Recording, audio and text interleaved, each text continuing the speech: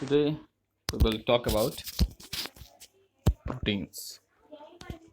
So proteins are very important part of living system because they are part of our diet as well as the main constituent of our many body parts. Like if we talk about the diet, so the protein casein is present in your milk. It is also present in your hemoglobin. Your hairs and nails contain a protein which is known as keratin, and your muscle fibers contain myosin.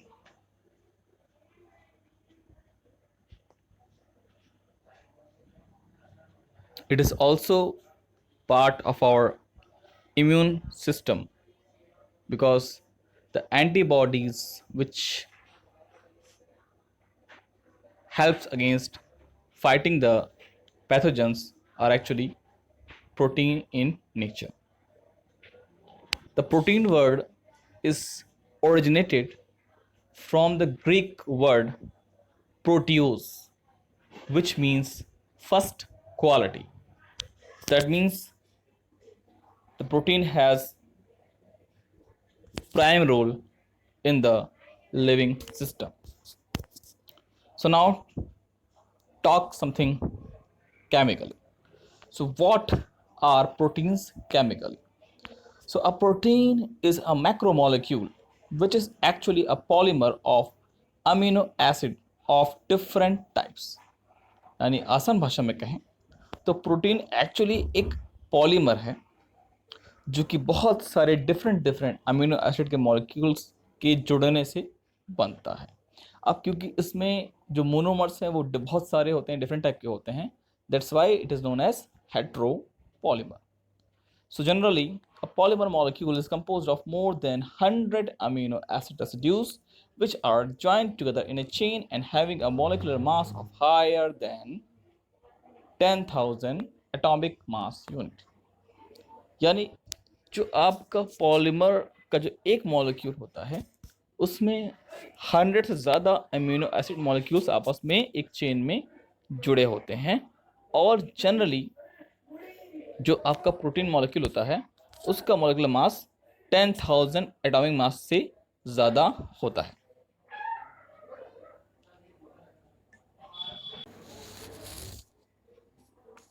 So now we will try to understand that how a protein molecule forms.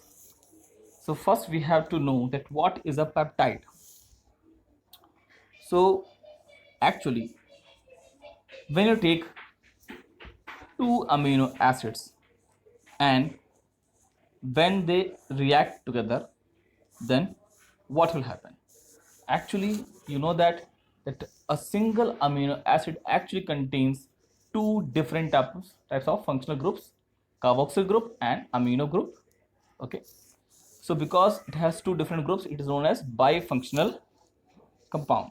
Okay, so when two amino acids interact together, so the amino group of one amino acid molecule and the carboxyl group of another amino acid molecule, they react together because one is basic and one is acidic.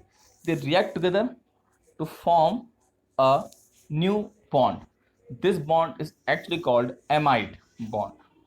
Okay, and when the amide bond forms, there is a removal of one water molecule. So this amide bond between two amino acid molecules is also called a peptide bond, and the new molecule formed after combination of two amino acids is called a dipeptide.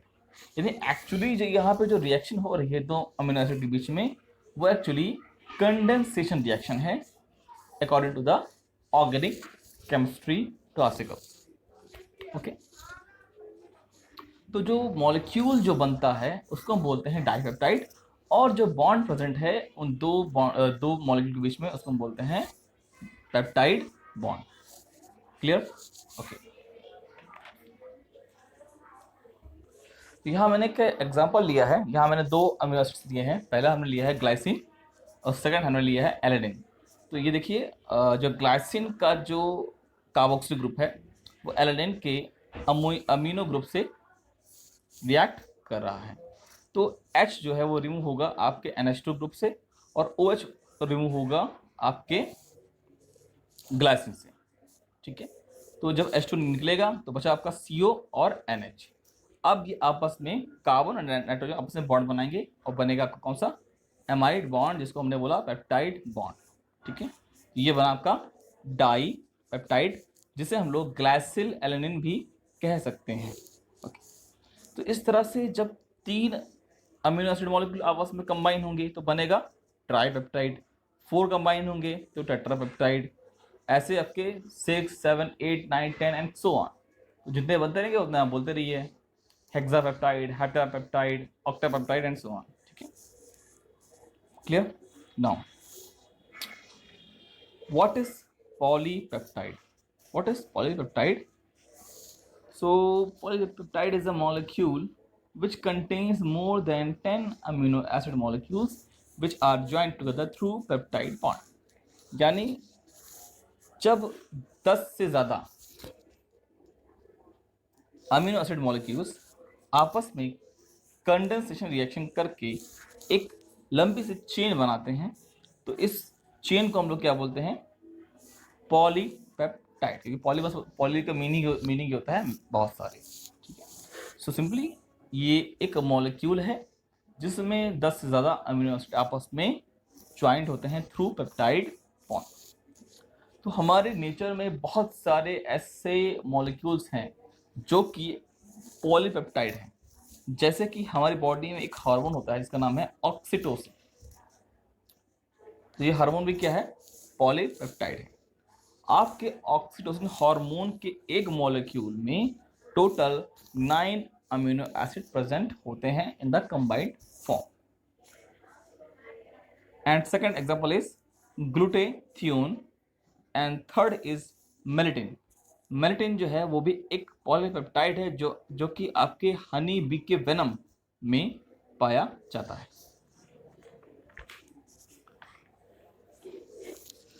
So now we will try to classify the proteins.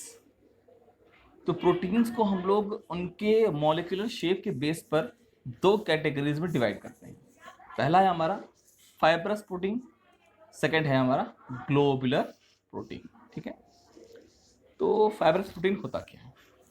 Actually fibrous protein एक ऐसा protein है जिसमें बहुत सारे polypeptide chain एक के ऊपर एक जो है पैरेलल आपस में अटैच होते हैं। ठीक है, अब जो ये जो ढेर सारे पॉलीमर चेन्स हैं जो कि एक दूसरे के पैरेलल होते हैं, इनके बीच किस तरह का इंटरेक्शन होता है? They are interacting together with the help of hydrogen bonds and disulphide bond. यानी इनके बीच जो बॉन्ड पाए जाते हैं वो कौन से बॉन्ड्स हैं? डाइसल्फाइड बॉन्ड और hydrogen bonds. Actually disulphide bond जो है वो बनता है through 2 sulphur atoms. It is actually a covalent bond between 2 polypeptide chains. और जो हाइड्रोजन बॉन्ड है वो कैसे बनता है? जब एक चेन का कार्बोनिल ग्रुप का जो ऑक्सीजन है वो दूसरे चेन के अमीनो ग्रुप के हाइड्रोजन से जब इंटरेक्शन करता है तो बनता है आपका hydrogen bond. Next point, it forms a fibre like structure. तो जब बहुत सारे चेन्स जो है वो आपस में अटैच होते हैं तो वो बहुत ही टाइट स्ट्रक्चर बनाते हैं, which gives hardness and rigidity to the structure, and it has now fiber like character. तो ये जो आपके फाइब्रस प्रोटीन्स होते हैं ये आपके हाइड्रोफोबिक होते हैं नेचर में, और ये वाटर में सॉल्युबल नहीं होते। इनका सबसे फेमस एग्जांपल्स है आपका केराटिन, जो कि आपके ह्यूमंस के हेयर में, आपके शीप के जो हेयर्स होते हैं यानी वूल उसमें, और आपके नेचुरल सिल्क में भी पाया जाता है। इसके अलावा आपके स्नेक्स के जो स्केल्स होते हैं उनके स्किन पे, वो भी केराटिन के बने होते हैं। ठीक है। और नेक्स्ट है आपका मायोसिन, जो कि आपके ह्यूमंस के मसल्स में प्रेजेंट होता है।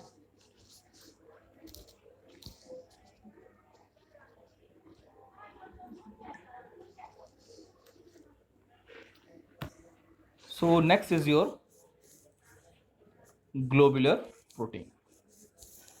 तो एक्चुअली इनका नाम ग्लोबुलर प्रोटीन इसलिए रखा गया क्योंकि इनका मॉलिक्यूल्स का जो शेप होता है वो ग्लोब जैसा होता है। Actually they are spherical in shape. ठीक है। So they are spherical like globe, that's why they are called globular protein. और इनको जो है स्फेरो प्रोटीन्स भी कहा जाता है। ठीक है। So this structure results when the chains of polypeptides coil around। यानी इस तरह का स्ट्रक्चर तब बनता है जब आपकी लंबी सी पॉलीपेप्टाइड चेन आपस में कॉइलिंग कर लेती है।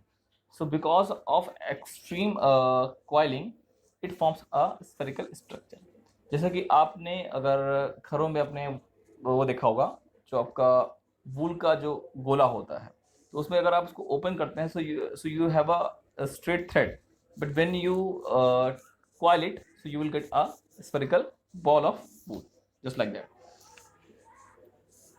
तो ये जो आपके ग्लोबुलर प्रोटीन होते हैं इनका नेचर अपोजिट होता है as compare to fibrous proteins, because they are hydrophilic in nature and that means they are water soluble। And the most famous examples of global proteins are insulin, which is actually a hormone and secreted by your pancreas. That's why it is known as pancreatic hormone, and it is important for your control over sugar level in your blood। इसी की कमी से जो हमारे body में diabetes की problem होती है। And next is your albumin, it is also very famous protein. और एल्ब्यूमिन जो है वो आपके एग में पाया जाता है। तो आप जब एग को ब्रेक करते हैं so you will get a yellow part and a white part. So that yellow part is actually called yolk and it contains mainly fat, and the rest white part contain your protein albumin। Okay।